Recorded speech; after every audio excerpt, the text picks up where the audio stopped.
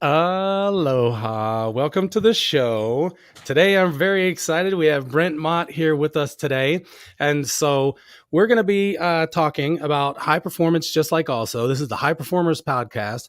We talk about ways of becoming high performance because we know that success comes from that high performance, that high value that you put out there into the world. Brent is a prime example of that.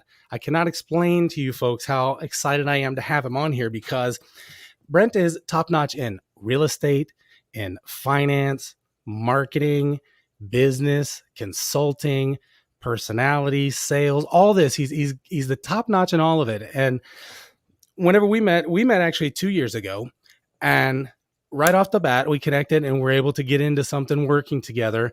And I've enjoyed it the entire time. I'm going to let Brent talk for a minute. Brent, tell us, how would you explain who you are and what you do? Because I call you the king of capital. Wow, that's thank you very much. Flattery will get you everywhere. So this is something that I struggle with all the time. One of the most common questions you get when you meet somebody is, "What do you do?" Yeah, And it's a lot of different things. So I'm a real estate investor. I've been investing in real estate for the last 10 full time for 7, 8 years now. Started off in the single family space with flipping, wholesaling, buy and hold. I've done house hacking, small multifamily, large multifamily, doing a land deal with you there in Hawaii. We have self-storage, medical office buildings, so kind of all over the place. Started a fund for single family houses. So normally if somebody asks what I do, I say I run a real estate investment fund because that kind of helps people know, where can we work together easiest. By me saying I run a real estate investment fund, I get to partner with people that have investing opportunities. I get to partner with people that have capital to invest. I get to bring those together, kind of build relationships on both sides, and yeah, so develop relationships, make everybody some money, and make some along the way right there in the middle. mergers and acquisitions, A little bit. bringing it all together. Yep. Yep. Yep. So whatever I was talking about, I call you the king of capital. We have so all these things that you're involved in put you in touch with tons of really high level people, high performance people. Mm-hmm. And so whenever you're working with them, like I said, this is the High Performers Podcast. I don't think you probably work with a lot of people who are investing who are not high performers. Am I guessing right? Well, I mean, to have excess capital to invest, I mean, you have to have had success in something. And then also, the investing world doesn't attract people that don't want to be high achievers. I mean, those two things go kind of hand in hand. When I started investing, I didn't have very much capital. I had a lot of drive. I had a lot of ambition, but I didn't have a lot of capital. And the deeper I get into this world, the more and more I elevate kind of my social circle. I went sporting clay shooting with an astronaut a few weeks ago. Wow. Yeah, it was pretty cool. I was with there were 5 guys, and I was the only one there without an advanced degree from an Ivy League university. Wow. So I have been told that Texas Tech is the Princeton of the West Texas Plains. I don't know about all that though. Good enough. Well, it definitely presents or it puts out the top level. Now you're a product of Texas Tech also. I am. So my MBA is from Texas Tech. I did my undergrad at the University of Mary Hardin-Baylor. And so you've got the top notch, you've got the degrees, right? And then you didn't only just have the degrees, you went out, if I remember right, and started making money right away in sales. Mm-hmm. So, it's really funny. A lot of entrepreneurs, and you see the Lamborghinis with the license plate that says dropout. I liked school. I enjoyed school, so I guess I don't fit in with a lot of entrepreneurs. but I did it. For me, one of the biggest things that that happened for me in graduate school was it was the first time that I was challenged. So I matured a lot during graduate school. So I actually don't really believe in traditional education anymore. I'm definitely a huge fan of self-education.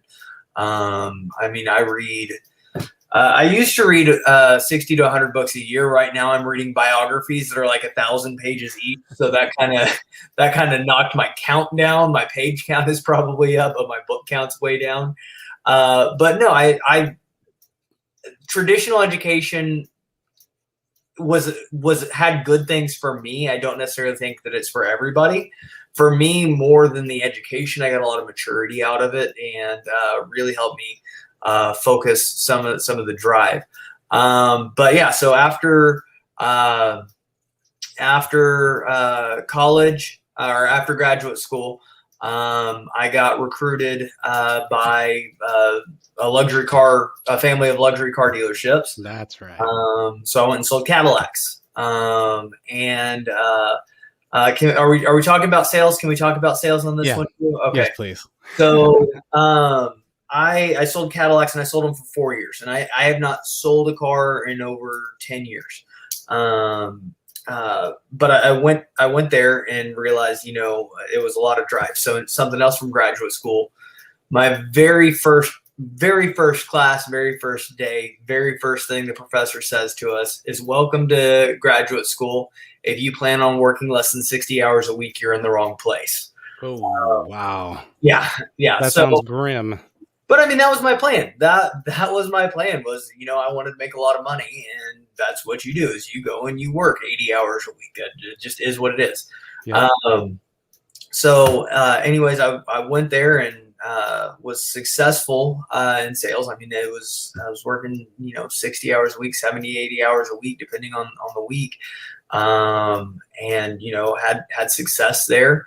Along the way, I met some people so my grandmother invested in real estate. My parents invested in not much. I saw which worked out better.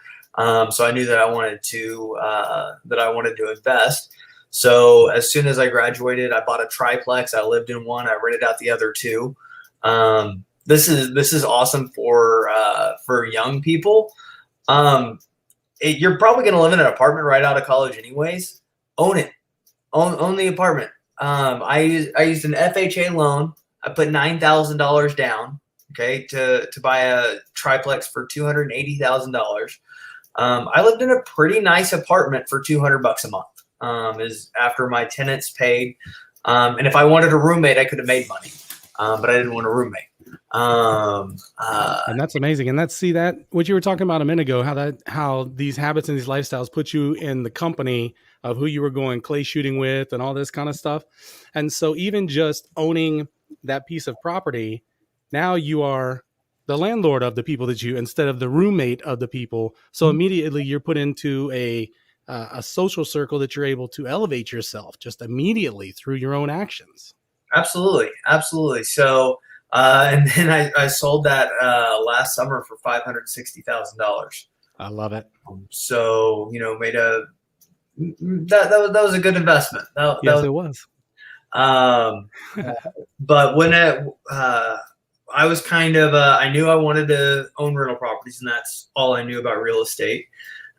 And then I met a couple that do real estate education. Phil and Chinoa Grove, they're awesome. They taught me how to invest the right way. And, about 6 months after them, I was able or 6 months after I met them, I was able to leave my job and be a full-time real estate investor. So I've been doing that ever since then. A few years later, I started doing some coaching with them, working with some of their students, and I love doing that. That's something that I'm incredibly passionate about is helping other people. But one thing before we leave talking about Cadillac, it was a great experience. Sales is one of the few professions that will allow someone to jump a socioeconomic class. There are few professions that allow that, and sales is one of those professions. It worked for me. But one of the things that is residual, and I left Cadillac in 2014, so 7-8 years. My wife and I have shared a car for years. I drove a Cadillac and she drove a Ford, and we both worked from home. And when we left the house, we left together, and she had lost her keys for over 6 months and we didn't realize it. So we sold her car. And then we shared a car for several years. And then earlier this year, we did a cross country road trip, which was awesome. So we needed we wanted a bigger car for that. And I had not sold a car in 8 years, but part of success in sales is being 100% sold on whatever it is that you're selling. I mean, when I sold Cadillacs, I couldn't fathom why someone would even look at another car. I mean, my product was that vastly superior in every way. When it was time to buy a new car, didn't look at anything else, didn't consider anything else. 7-8 years later, I conditioned myself so much that this is what we're doing. This is the only car that I will even look at. And it's because I had my mindset that programmed into that much belief into what I was doing. I can't fathom why anyone would invest in anything but real estate. Yeah. I mean, I'm sold on it. So now there is one car, the new Bronco. The new Bronco is pretty cool. I haven't seen one in person yet. But the thing with the Bronco is that was my high school dream car. So that was it anyways. But I mean, that's talking about mindset is, you've got to condition yourself. You've got to program yourself to this is what we do. This is the only thing that's acceptable. So I really wanted to share that. And I mean, that's a long circle. That's a long arc on how important it is to be sold on your product. Oh yeah, it is. And so you were talking about that belief that made it, you were instilling that belief into yourself to, and it's still with you today. So can you talk about any of the habits or any of the things that you did whenever you were in any of the different sales? Cause I know right now we were talking about you read, but you also, you've attended some Tony Robbins stuff too. Oh yeah. I'm going to Tony Robbins here in about 2 weeks too. And, okay, great. UPW. So habits, I developed a lot better habits when I was an entrepreneur than when I was in sales. Love being an entrepreneur. Nobody will ever pay you what you're worth until you work for yourself. So, I mean, habits that I've got right now, habits that have been really critical for me specifically is, I get up relatively early. I don't get up that early. I get up at 6. I'm not one of the people that says you have to get up at 4 a.m. It's what works for me. Yes. So I get up at 6. From 6 to 7, I do personal development. From 7 to 8, I work out. We've got a Peloton. I was telling Alex before we started recording last time we saw each other, I was fat. Man, you look great. You look so skinny. Your smile is so big. You look healthy. I'm having fun. Good. From 8 to 9, I spend time with my wife. I read more. One of the projects, I've got some other stuff that I'm working on right now, but one of my projects is I'm going to be writing. I'm working on a book. From 8 to 9 every day, 9 to 10, I get ready for the day, and I start talking to other people at 10 a.m. And that's one of the things is I've got a lot of control over the first 4 hours of my day. I've got a lot of control over that. I've got to put out fires, just like everybody else. I mean, I plan for my business. I work on the business, not just in the business. But kind of that first 4 hours I work on me so that so that I can serve other people better and add more value to other people more. And I then keep finding that I keep finding that's foundational for everybody I speak to about this subject is that in the morning, whether it be early, I get up early and that's a big thing for me. But even if it's later, is that first part of the day is guarded, and that you're setting your own circuits and you're setting your own plans and you have your own routines that, and especially, folks that, that are going to a job still, are going to somebody else's schedule still, getting up way before you have to creates that time where before you go sell your time to somebody else. And so being able to keep it as an entrepreneur and have that guarded time in the morning that's just for you and to work on you, man, that is so foundational and so important. I think it's Jim Rohn. Normally I can credit the right people. I think it's Jim Rohn that said, work harder on yourself than you do on your job. Yeah. So, I mean, but the more you improve yourself, the more you improve to help other people. That's true.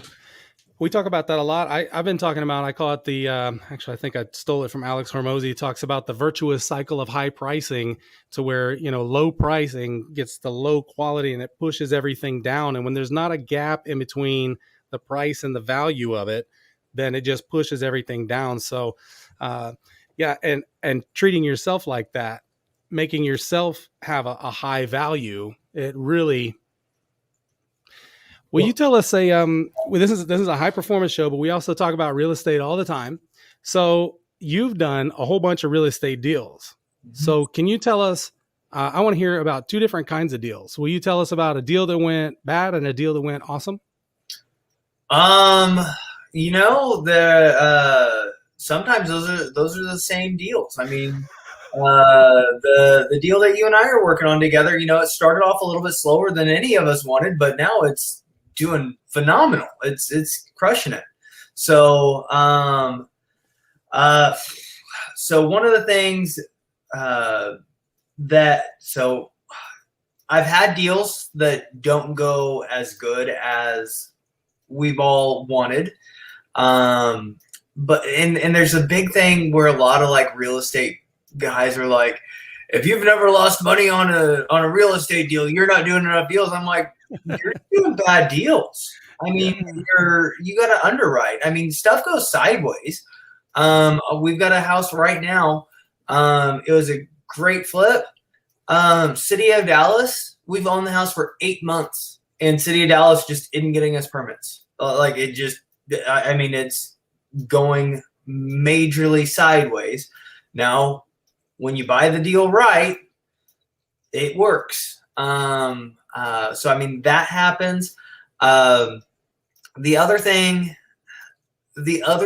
with real estate is if you can hold it, if you can weather a storm, you'll never lose money on real estate. Eventually, real estate will always go up in value. I mean, that's barring some like really weird, really bad stuff. Throughout the history of the world, real estate has always gone up in value.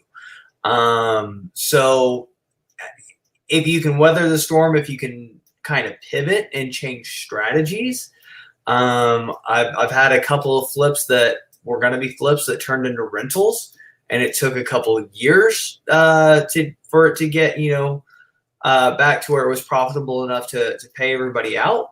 But I mean, I've never had a real estate deal that we lost money. I've had deals that we didn't make what we anticipated.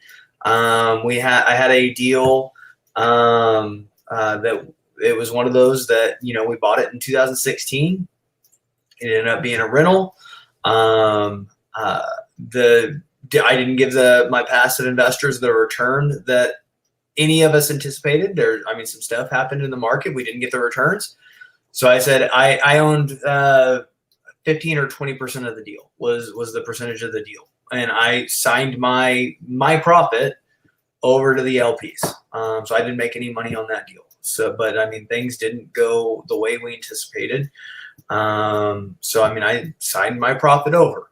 I've done that. The biggest one I've done that on, and this was one of the first commercial deals that I was in on.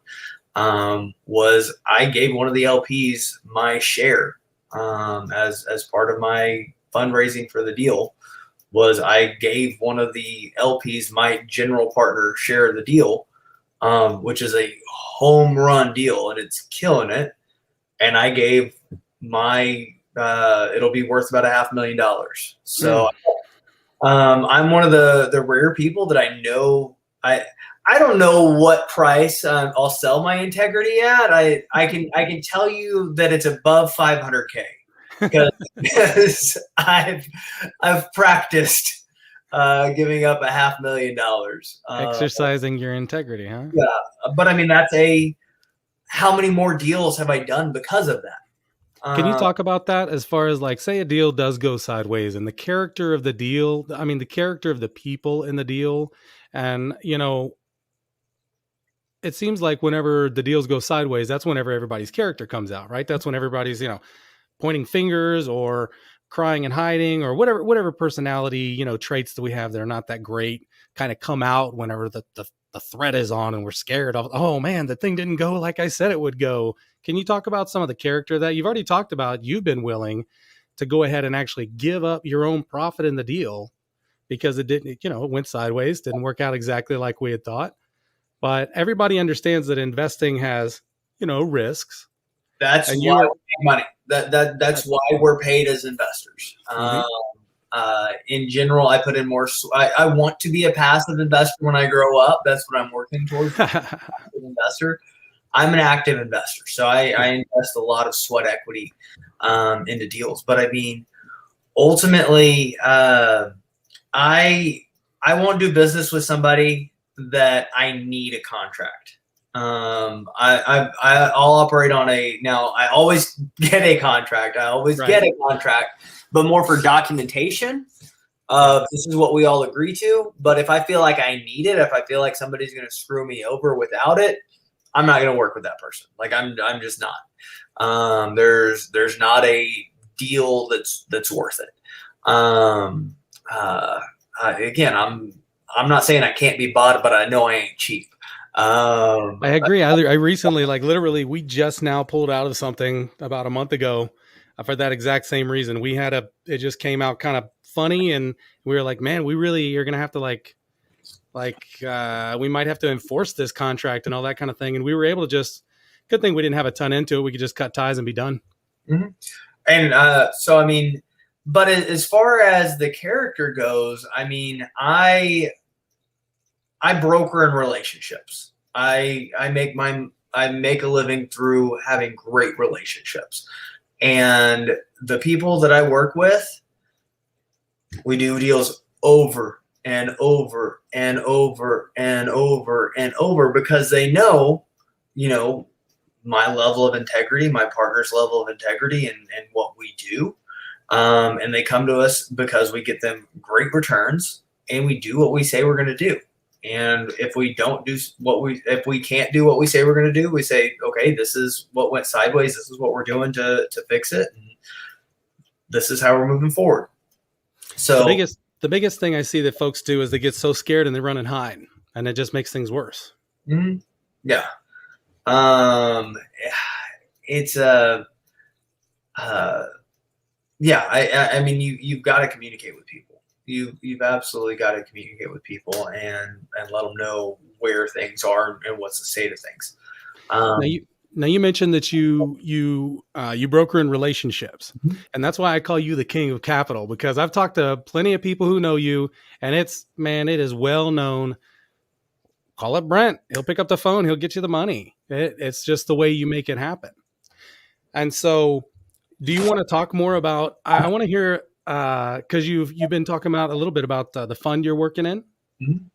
Can you talk about it some more? Yeah. So, as far as working with investors and raising capital, whatever partnership I'm working on, whatever deal I'm working on, I structure it from the view of the person that I'm partnering with. And in general, there's a hierarchy with that. Capital is first. GPs are next. I've got to make a good deal for my capital because without the capital, I mean, you got to have the GPs, but you've got to have the general partners. You've got to have the limited partners, the passive investors. So I won't do a deal that's not good for everybody. But the first thing that I look at is what kind of return can I get for my investors? That's what I've got to shoot for. One of the returns that I look for a lot in my equity plays is I really look for a 14.3% return for my investors. What that is that's rule 72. It doubles their money in 5 years. So I look at how can I pursue this return and how can I securitize that as much as possible. I want to mitigate the risks. So we're working on a land development project right now where we're taking 200 acres and subdividing it into 145 1-acre build-ready lots that we have pre-sold to a builder. Now, because we're selling them at today's price, our upside is limited, but we're getting a contract signed to have these things pre-sold. So what I can do is I can take my volatility and I can bring my volatility in, because that's ultimately one of the biggest measures of risk is, if I can reduce my downside, I'm willing to take a little bit lower upside. So there's an element of that, of how do I get the best return with the most security. And there's a saying of high risk, high return. There's an element of that. There's our lowest returning investment. We have a projected 13% IRR for our investors, and we have a 15-year lease with a multinational corporation. It's a crazy secure return for our investors. So I look for that. Another thing that I do with my equity plays, so I really like to bring in investors as equity and give them a piece of the upside that's really attractive for them. But one of the things that I do is I do what's called a preferred return, where I pay them, hey, you're going to make at least 8% on your money before I get paid at all. And what that does is that limits their downside, okay, or it gives them, anybody that uses the term guaranteed when they're talking about investment, run away. There is no such thing as a guaranteed investment. But if I have an 8% pref or preferred return, that means, hey, I don't make anything until you make at least this much. So that I've got a benchmark that I don't get paid. And, I'm kind of lazy. I don't want to do work without getting paid.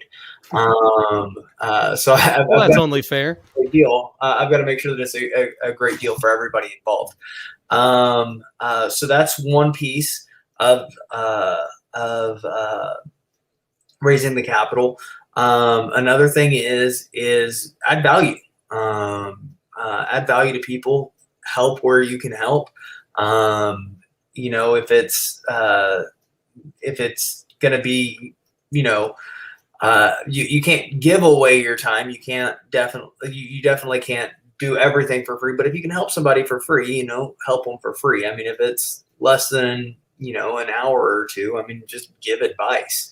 And the other thing is, something about that, I've been really trying to practice that of really just trying to give with nothing in return.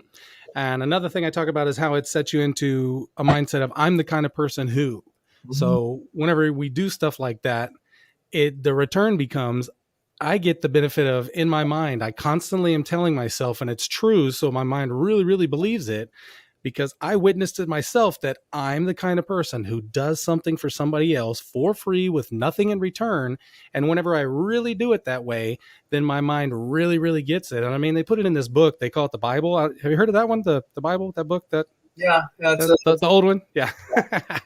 But no, it's some real basic old, there's tons of self-development stuff that's brand new, all this great science to make our brain. And it's really this old book that a widow who gave, willingly out of a glad heart. And it's the same sort of thing. We get to trick our own mind, and we get the benefit of 2,000 years of historical, reference of scripture saying, just do this and it'll work.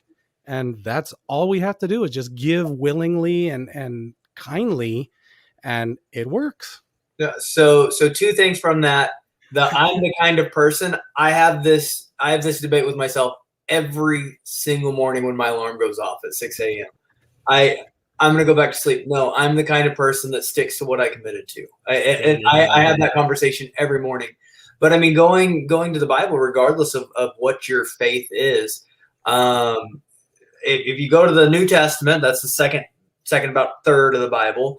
Read the red letters. That's the words that Jesus spoke. If you read that, he's the greatest teacher ever.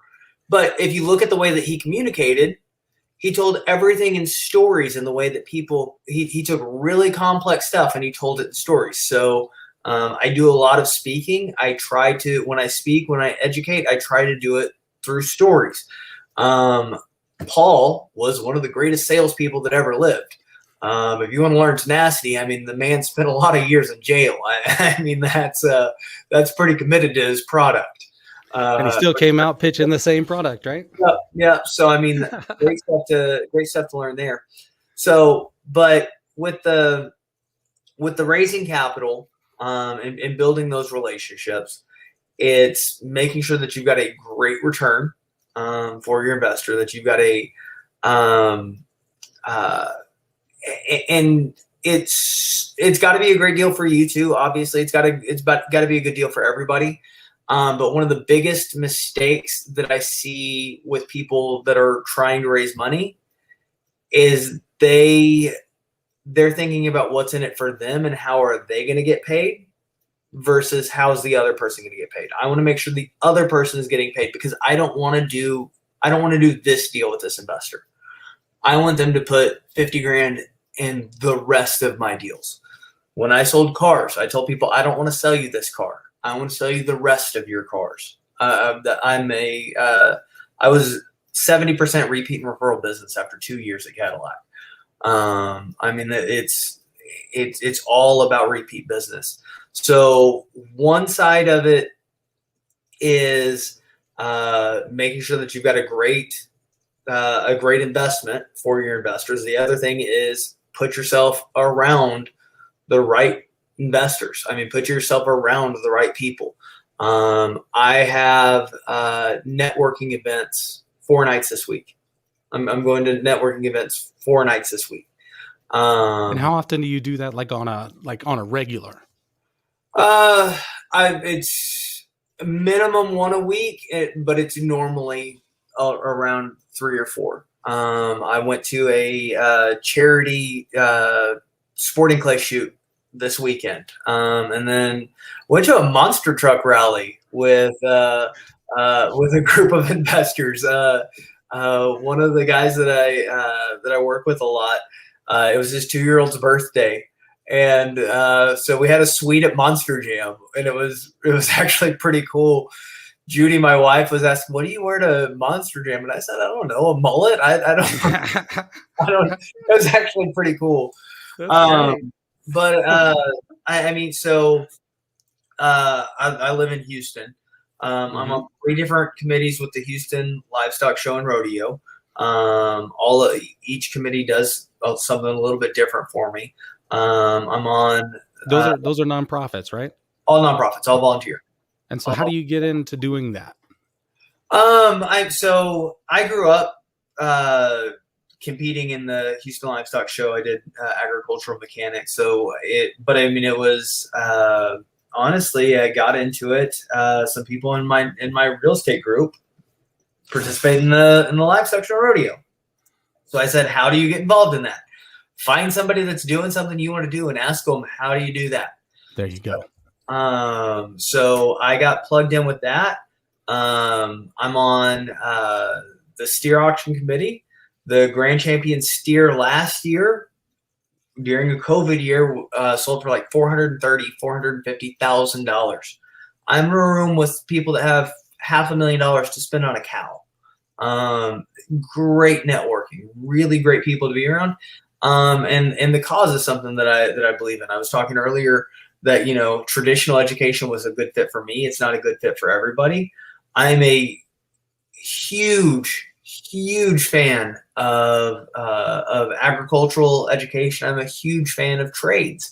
I saw a study, this was about a month ago, but around, I think, less than 40% of young men are going to college. So I mean, there's a huge need for trades. There's a huge need for non-traditional education.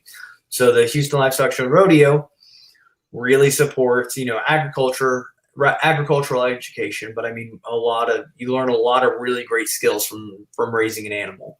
But I'm on the steer auction committee. I'm on the speakers committee, which is, you get a little bit more visibility when you're the one at the front of the room talking. That definitely adds stuff.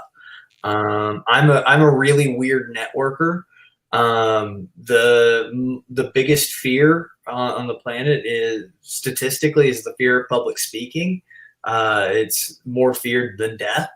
I'm the opposite of most people. I would rather talk to a room of 100 people than go up and start a conversation with a stranger. I'm a horrible networker, but I do it a lot.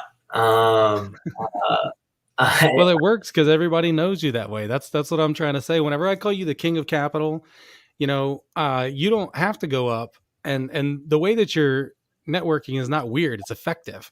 Instead of going out and talking to each individual person, present yourself. Here, this is who I am, this is what I can do, how can you present yourself to everybody, and they come to you. And I know whenever you go to these events, you're not just standing there going up to people. I can feel it. I bet you people are coming to talk to you because they already know you. Yeah, well, I mean, then the networking event that we met at a networking event. Mm-hmm. So the event that we met at, that's right. It was the Anderson Advisors Executive Retreat. It was $7,500 for a 4-day class. I mean, it was a high caliber event. I was not brought there as a speaker. By the end of the event, I was at the front of the room. Mm-hmm. You find somebody that needs help. Find the most important person in the room, stand next to them, and try to be helpful. All right. I've seen that on your Facebook. Yep. Find the most successful person in the room. So, I mean, that was something. When I go to a class, I'm not shy at answering questions. I'm shy at introducing myself to strangers, but I answer questions during class. I'm engaged. I engage with the speaker. I engage with when they're asking questions to the room, and that tells the room, hey, this person has something of value to add. Maybe I should go talk to them. I wear a bow tie. I wear a bow tie at networking events. I wore my Hawaiian shirt today because I didn't want to look silly. Hey, aloha! I love it. Thank you. But I think you commented on a picture. I was in Utah earlier this month, and I was on top of a mountain wearing a suit with a bow tie. Yeah. Unless I'm in Hawaii, if I'm at a networking event, I don't do this at rodeo events, but if I'm at a real estate event, I'm in a suit and I have on a bow tie. The reason that I wear bow ties, I don't like wearing bow ties. The reason that I wear a bow tie is it gives people a reason to come talk to me. And they work. I mean, it's if you have something, I mean, don't be weird. I don't know what to do besides a bow tie. Luckily, I only need the one thing. But I mean, so when I got into real estate, I was 30 years younger than everybody else. I was 30 years younger than everybody else in the room. I had to wear a suit so that I looked like an adult. Luckily, right. I'm at a wonderful age now where I get pimples in my wrinkles, but I actually look like an adult now. But I mean, that's one of the things was, I looked the part. I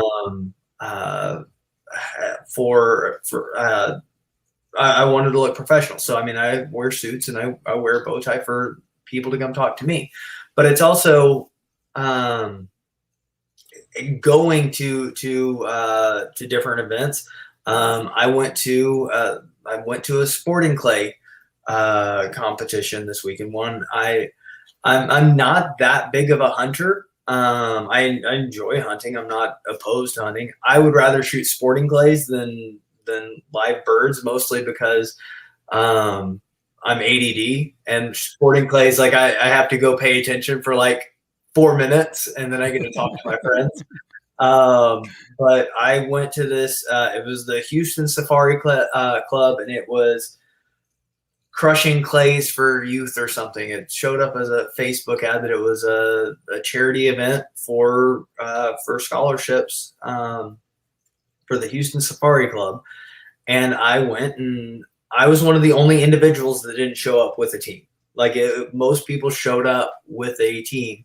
And when I went to register and I told them I was an individual, they're like, "Oh yeah, I know, I saw your name." I was like, "Oh, okay, I didn't realize." But apparently, I'm the only one that the Facebook marketing worked for. I don't know. But I mean, I had an opportunity to go and I spent the weekend talking to people that potentially are they have a very expensive hobby. Now I don't know if all of their money goes to that hobby. I'm willing to bet somebody in there. One of the golf carts I saw, I didn't see the person driving it, but so you drive a golf cart for sporting clays, had custom crocodile seats. And sitting on the seat, there was a custom crocodile duffel bag and a custom crocodile shell holder. Wow. And I mean, it had monograms. So I'm like, okay, beautiful. There you go. You can't hide money. You just can't hide money. I don't know. But I mean, it's people that, you do things that high net worth individuals do. I don't like golf. I get so bored playing golf. I wish that it was, much faster.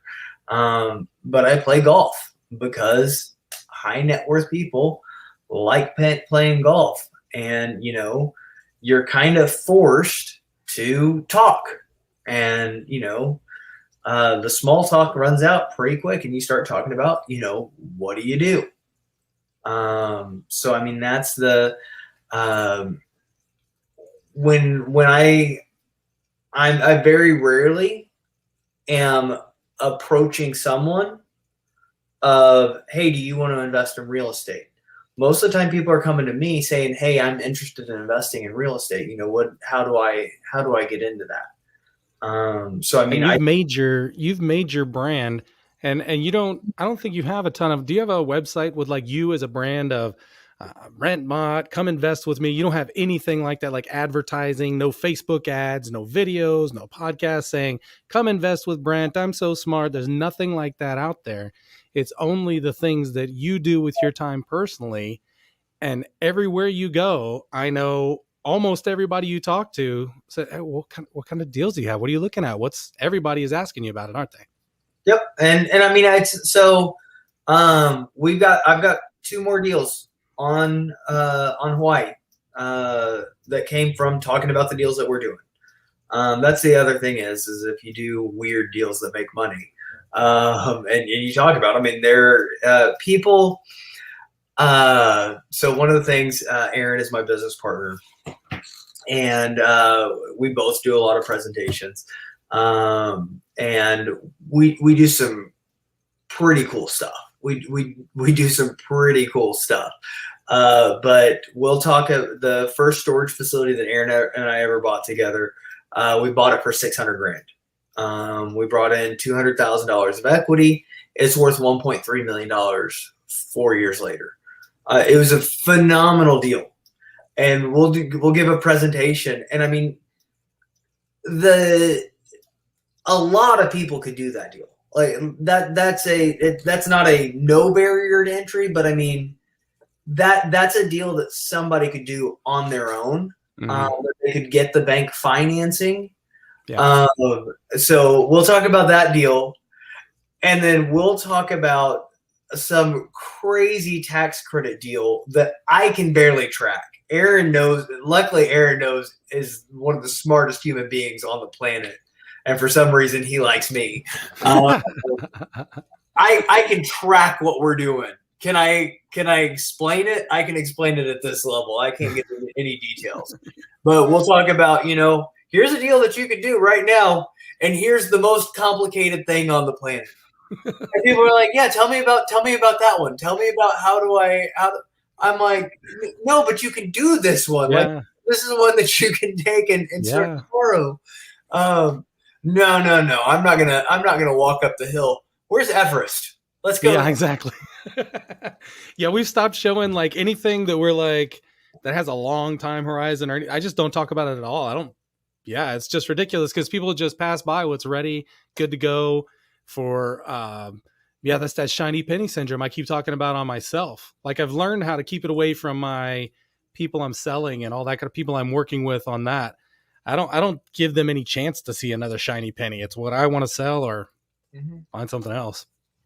And I mean, there's yeah, I mean, it's a people don't like too many options. Yes. That's one of the things that when I'm coaching people through fundraising, of okay, well, we're gonna do this, and we're gonna do this, and we're gonna do this, and we're gonna do this, and I'm like, well, going back to those red letters, where I sell with a story. Everything I'm doing, I'm selling with a story of this is what we're doing, this is why we're doing it, and the it's important to have a well balanced portfolio that has some counter cyclical assets.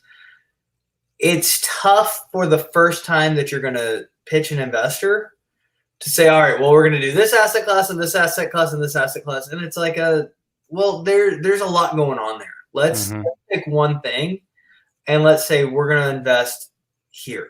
I I have holdings in Hawaii, I have holdings in Texas, and I have holdings in Oklahoma. That's where all of my real estate is. I'm really great at pitching why invest in Texas. I'm really, really great at pitching, what are all the benefits of investing right here. So starting off, if you're just starting to raise funds, pick one thing. Pick one thing and go after that and raise funds for that. Now, so it's hard to start a fund for I'm going to flip houses and I'm going to have self storage and I'm going to have this and I'm going to have that.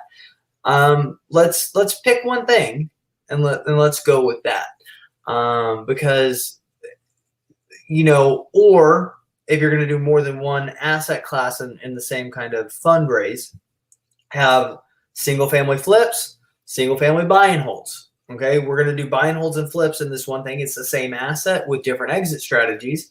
And the benefit is we're going to get the long-term wealth with the hold. We're going to get the short-term income generation with the flips. That's why we're doing both. Okay, but or I'm going to do long-term holds with single family. I'm going to do long-term holds with multifamily. All right, they're both long-term holds. They're both cash flow and appreciation plays. Those have something in common, but it's real hard to say I want you to invest in single-family flips and a multifamily hold. It's you're doing yourself a disservice by saying,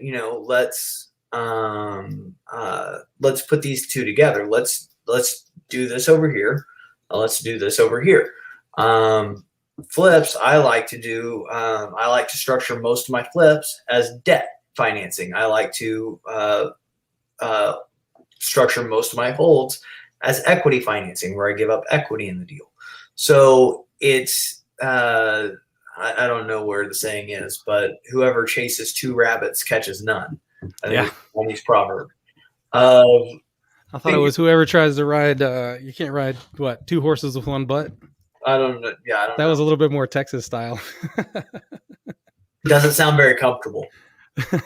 We were in Montana this summer. We did that cross country road trip, and uh, we went on about a 5.5 hour horse ride. And I found out that I like riding horses for about 20 minutes. They're bow-legged for a reason. The Yeah, cowboys. yeah. So it was fun though.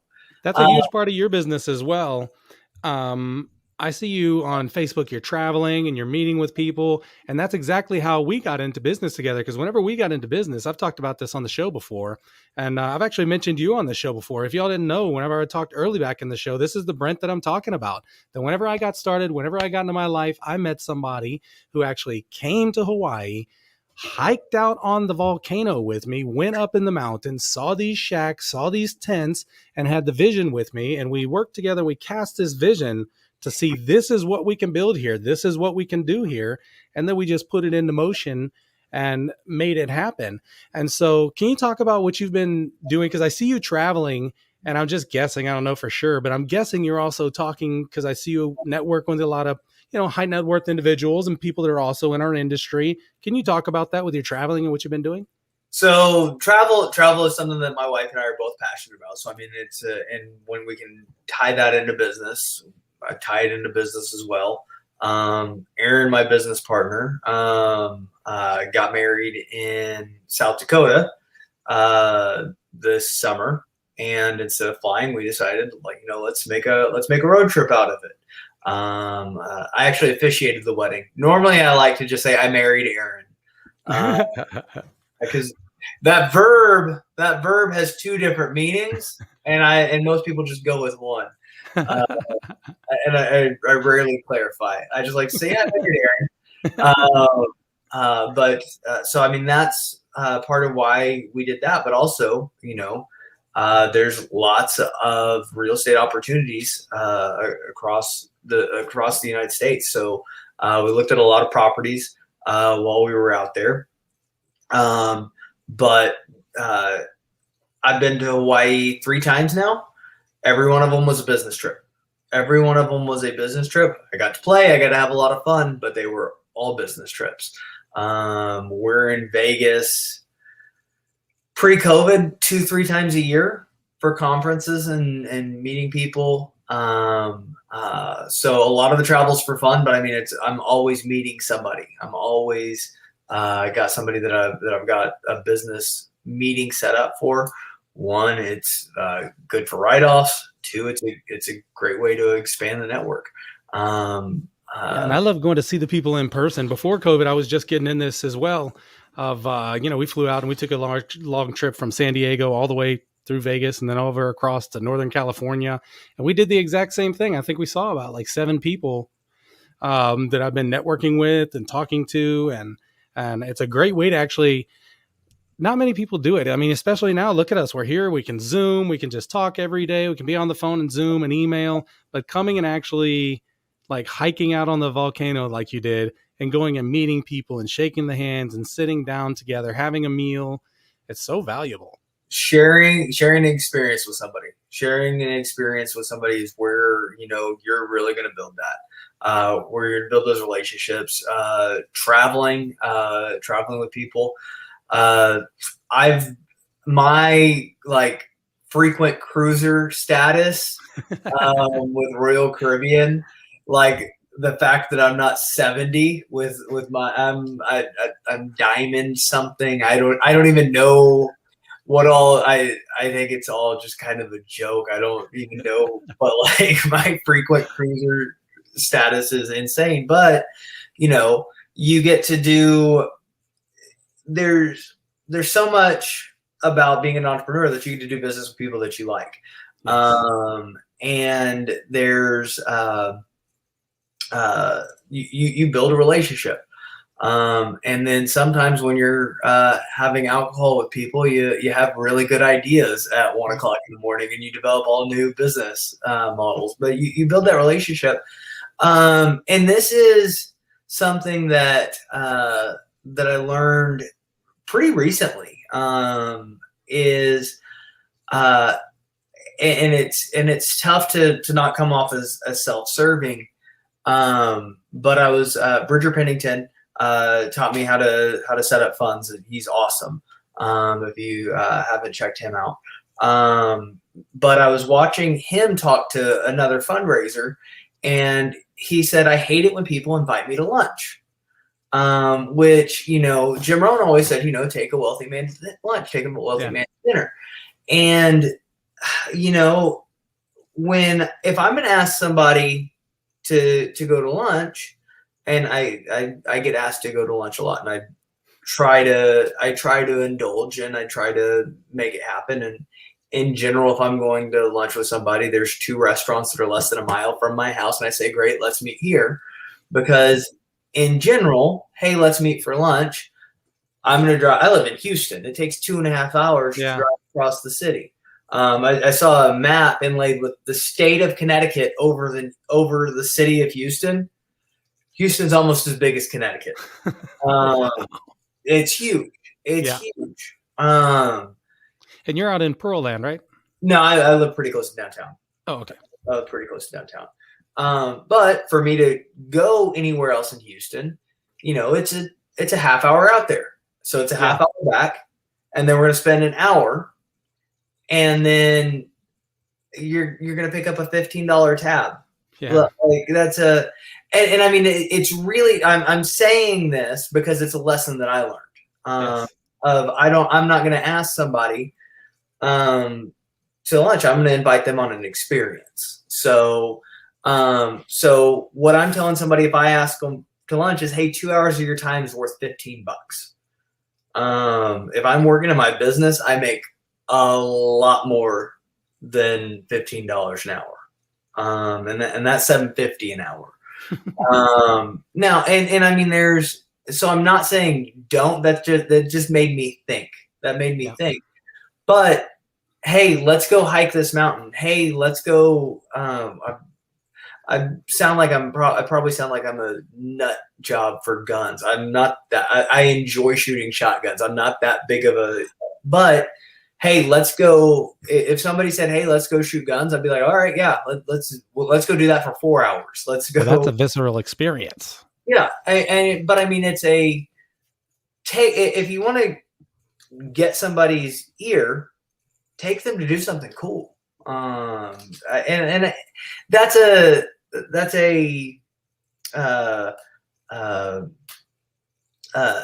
kind of a catch-22 there of, what's the right thing to do. That's just something to think about. There's no recommendation there. It's just something to think about. Well, I think that's a great place for whoever's listening to take some responsibility and think about it and go, okay, well, do the research on this person you want to talk to and you want to network with. What do they like to do? Are you going to drag them to something that they don't enjoy doing? Oh, well, and I mean, this might come off as kind of weird, but like you don't even have to spend a ton of money. I'm not saying go out and spend a ton of money. This was in Hawaii, so this was very specific. It's like, hey, you want to go see a green sand beach? Hell yeah, I want to go see a green sand beach. I've never seen a green sand beach. Hey, there's this really cool thing. Do you want to go do this? Yeah, let's go do that. Dan Crenshaw is doing a fundraiser. I don't know exactly what it is. It's free to go to. Somebody say, hey, do you want to go to that? Yeah, let's go to that. That sounds cool. So I mean, it's be creative. I think it's probably the best advice if you want to get somebody's time and opinion. And also, how about whenever so we're talking about specifically, because this is a great tool for anybody. I've used this tons of times. Because I listened to the same exact thing with Jim Rohn saying, take a wealthy man out to dinner. And what you're talking about as far as like, it's not a waste of their time, but it's not a return of value and you're not giving anything. So, and I've felt that a lot with, people doing stuff with me and me doing stuff with people. I'll kind of feel like I roped them into it. And then the other big thing I realized is I've taken people out to dinner and then I had no plan. I was just like, oh, I want to pick your mind. And I realize now, because I've had people do that to me, I'm like, well, that seems like a huge waste of both of our times. You're not even going to get anything out of it. Do you have a plan of what you want to talk to me about or what you want to ask me or what I should be thinking about to get? So that's what I've done. Do you do that whenever you go meet with folks? Any kind of like research or anything behind or?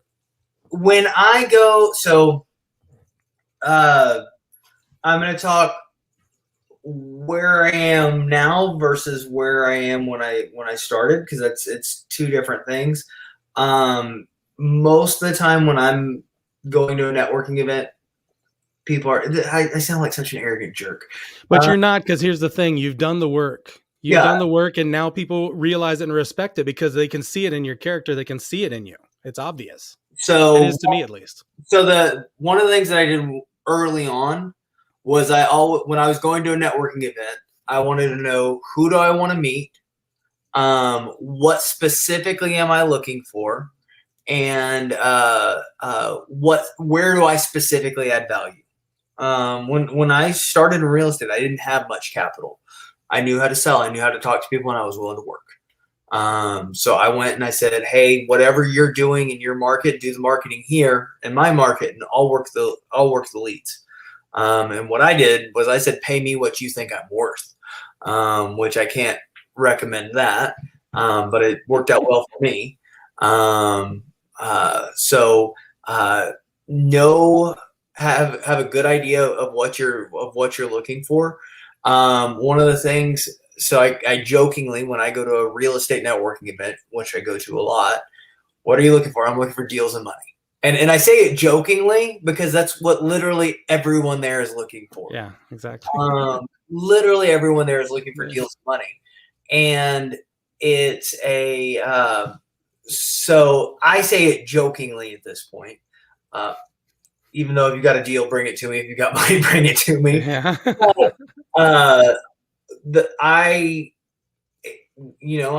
I don't love the media, but they've figured some stuff out. If it bleeds, it leads. The sensational gets attention. So I talk about the weirdest deals that I'm doing. And hey, if you've got something that looks weird, bring me anything that you don't know what to do with. And that if there's something there, don't bring me just all your garbage. I want to stick on that for a second because that's so important. Because what you're doing is, okay, so basically what it is it's kind of too hard for them. Like they have this deal, but it's kind of weird. They don't really understand. So all you're doing is setting yourself up as just to solve problems. And that's how all of commerce, all of capital, all of capitalism, everything we're doing is just solving other people's problems, which means you have to be less selfish. You have to be solving someone else's problems. Yep. And it's if there's something you want to learn from somebody, bring them a deal. Bring a deal to the table. That's huge. Bring an opportunity. They'll also tell you why it's not good. Yeah. Oh, if yeah. They're going to say no. They'll say no because this sucks because that reason. Then you're going to learn. Absolutely. So I mean, there's hey, this is what's going on with this deal. So there's a self storage that's somebody else's deal that I've had 3 people call me today on. Say, hey, should I invest in this? And I'm never going to say don't invest in somebody else's deal. That's another thing of don't try to tank anybody else. I don't talk negative about anybody. There's nothing good that comes out of talking about negative. But my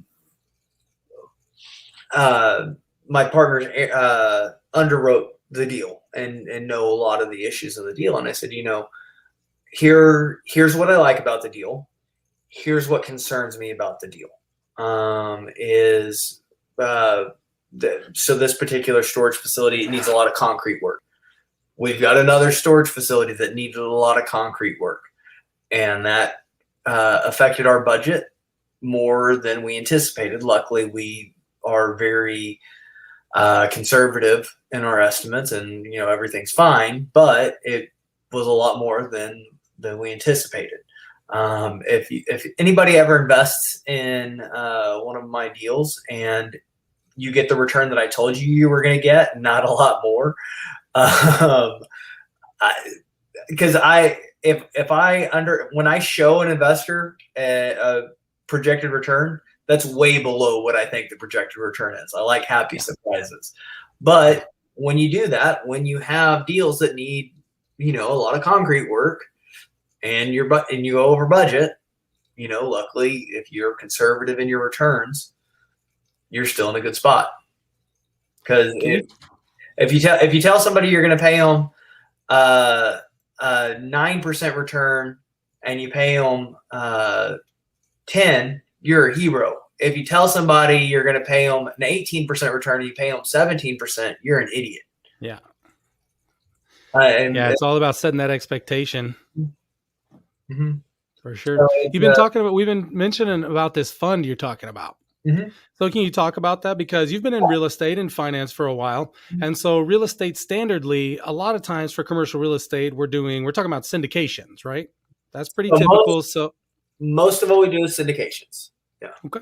Yeah. So most all of real estate. Most people are talking about doing, you got your GP side and your LP side. And most folks in real estate sort of understand a lot of this about real estate syndications. And now you're breaking into actually launching funds, which is a different form of taking on investment. Can you talk about that a little bit? Absolutely. So a syndication, I'm pooling funds. By the way, I'm not a lawyer, CPA, or financial advisor. I didn't give my. I'm hoping that all of this is for my entertainment purposes only. If you learn something or if you enjoy it, great. But this is just to entertain myself. But I am not providing any legal advice of any. Anyways, a syndication is I'm going to bring in passive investors for this project. Okay, we're going to pool funds to do this deal, this apartment, this storage facility, this land development. A fund is we're going to invest in this type of asset. Okay, I know what I'm going to invest in. I just don't know the address. Okay, so the fund that I started last year or beginning of this year into last year was for single family residential rental properties. So we raised $2.5 million. We're going to be buying 70 houses over the next 2.5 years. So we raised this big pool of funds. We're in the middle of a refinance right now. I think we're refinancing 13 properties. Right now we bought 13 properties. And then we're going to refinance, put long-term debt on that, pull the capital back, and then buy another 13 houses. So that's one fund, or that's the fund that I have running right now. A fund that is kind of probably 2 years down the road for me is more of a master fund where I'm going to buy performing assets. Okay, so part of raising capital is knowing and understanding your investors. Okay, and what are their goals? You have to help them reach whatever your goals. You said that's how capitalism works. That's how we make money. Is we've got to help people reach whatever their goals are. And a lot of my investor pool has 100 to 500K to invest, which is awesome. Somebody with 100 to 500K to invest, one of the biggest metrics that they look at is internal rate of return. What's my annual return? What's my overall return on this investment? And when they're comparing investments, they want to see a very high internal rate of return. Okay. If you've seen a presentation on commercial real estate, one of the big things that sells people on commercial real estate is the idea of you buy an asset, you get it performing, you refinance, you pull all of your capital back, okay, and now you have all of your money back, okay, but you still own the asset. All right, what's your return on that? It's infinite, okay. Investors say they want an infinite return until they compare a investment that has an infinite return with an investment that has a liquidation event. Okay. When we liquidate an investment, okay, that 20, 30% that we leave in the deal comes back as cash. All right. So that 100 to 500K investor, in general, it doesn't matter that they say they like that infinite return. When they compare it to another investment that has a liquidation event and a high IRR. Okay. Because I can give people an 18% IRR. I've done deals with much higher than that. All right. But it has to have a liquidation event. All right. Now, if I refinance and I give you all of your money back, you're going to make about 3% on your money that you no longer have invested forever. and eventually we'll sell it, and you'll have a big IRR then, all right, or you'll have a big return when we sell it, all right. But for that initial investment, when they've got 100 to 500K to invest, that means that they can invest to 5 to 10 commercial syndications. All right, I've got to know what they're looking at. They're probably looking at something with a liquidation event. Now, you cross there's this kind of gray area from 500K to 2 million, all right, where it's a mixed bag of what are they looking for. When you get an investor with more than 2 million investable, not a $2 million net worth, $2 million investable, when you give them money back, they're like, what the hell, man? Now I've got to, no, I just want you to pay me interest on this. Like I want dividends. So there's that kind of gap. And I've got this group of investors over here that wants liquidation events. I've got this group of investors over here that wants wealth and dividends, right? So what I can do is I can serve both, right? So I can take and I can syndicate all of these smaller deals, all right? Now with commercial syndications, and that's an entire 2-hour presentation on its own just to get started. There's a lot of real estate people watching this, so probably people, will have a little bit of an understanding of syndications. Awesome. So what I can do is I can take a non-performing asset or underperforming asset, all right? Mm-hmm. Take it, get it performing. I can sell that asset to this other fund, all right, that's looking for long-term growth, right? I can sell it to this other fund because the investing objective is different, to where it's a great deal for the investors in the syndication. It's a great deal for the investors in the fund. So I can solve both problems by taking a non-performing asset, getting it performing, stabilized, and then I can have this master fund that buys stabilized assets for cash flow. So that's the next fund that I'm going to be doing. Everything you just said is servicing all the customers. Mm-hmm. None of that was about your return is higher on this one.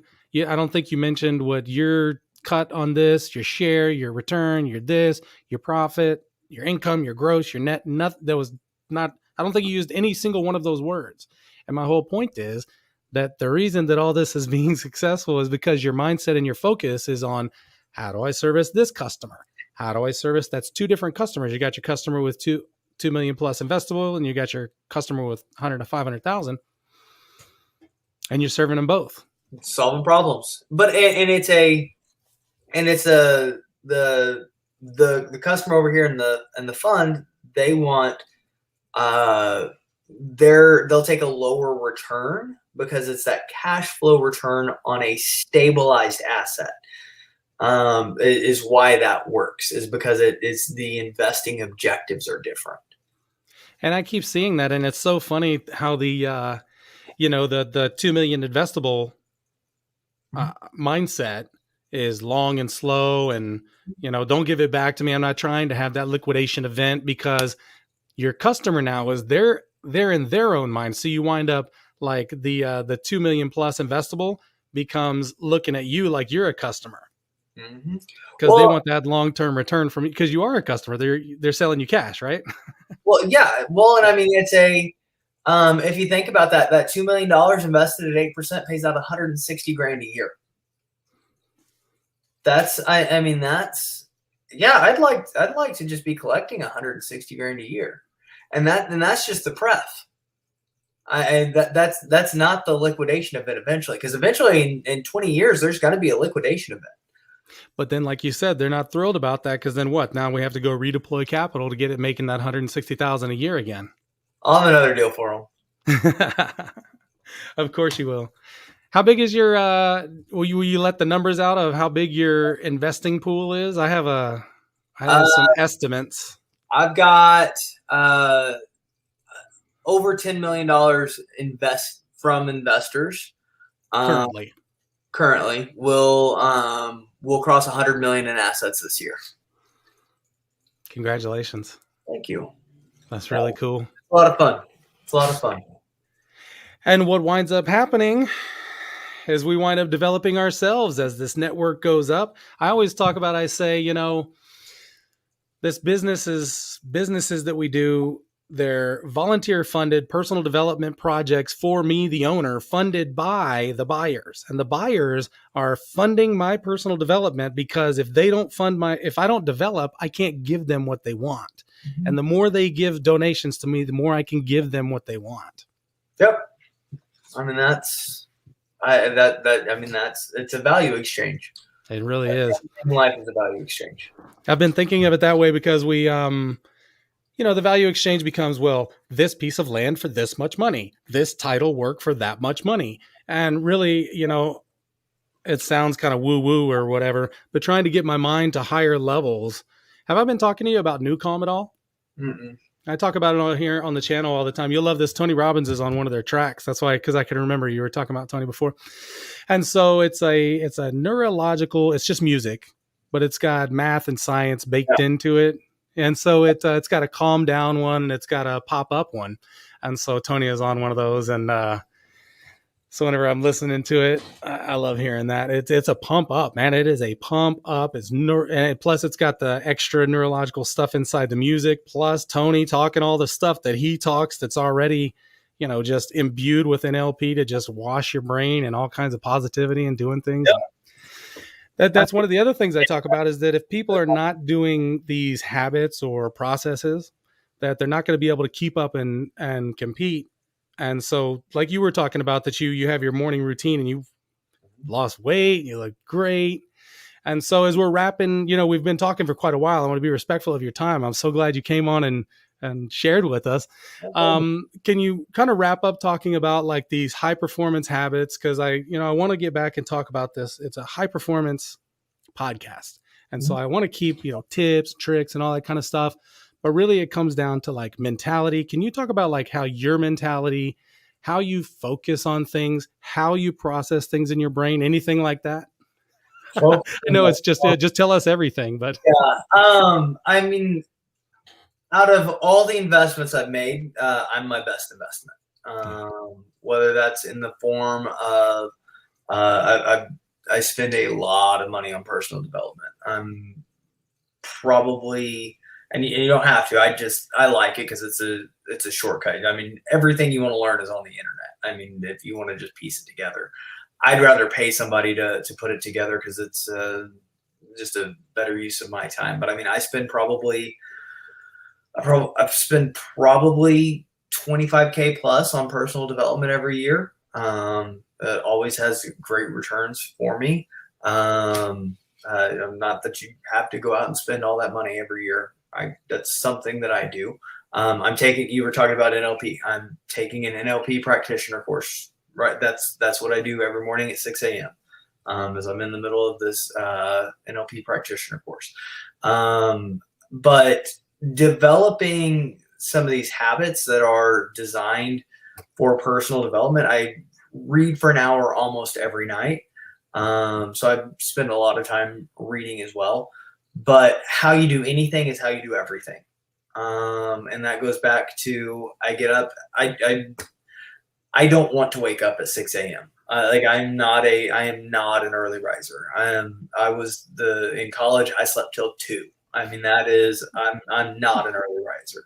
So, but if I commit to waking up at 6 a.m., I'm going to wake up at 6 a.m. because I'm the kind of person that wakes up at 6 a.m. When I do my personal development, I do it. When I do my workout, when I'm on track, everything is on track. And if something slips, everything slips. Everything slips. And I mean, I'm just kind of an all or nothing. I'm sure you've heard about Andy Frisella's 75 hard. It's 75 days. Stick to a diet, no drinking, 2 workouts a day. One of them has to be outside. Take a progress picture every day and read 10 pages every day for 75 days, no breaks. And that was a great experience for me of getting everything moving in the same direction. and you don't have to be a perfect 10 in every single aspect of your life, but having discipline in one thing carries over to almost everything else. But I mean, it's how you do anything is how you do everything. Man, that's really something. I think that's about as good a message as we can leave out there to the universe and the world and the people. And I can't thank you enough. Thank you so much, Brent. Can you, like I said, you don't have a ton of advertising, and contact Brent at this. Do you want to put out any information for folks to be able to contact you? Yeah, I mean, I'm on Facebook, Brent Mott, and then email is bmott, BMOTT, at bowtie, BOWTIE investments.com. There you go. Brent Mott, bow tie Brent, the king of capital. All right, so I didn't even introduce myself at the beginning. I guess I'll do it right here at the end. For those of y'all that don't know me, my name is Alex Alexander, and I'm the CIO of Integrity Portfolio Management. We handle $1.5 million of agricultural land here in Hawaii, and we don't have any kind of course or anything to sell. I just make these videos for free because I think that there's way too many people out there in the world who don't know how to stop being broke, and I figured out how to stop being broke. So I'll tell you the ways I did it, and I'll bring on the people who helped me do it. Brent was definitely a huge key in that. I appreciate you coming on. My I'm going to pleasure. go ahead and say aloha. Aloha.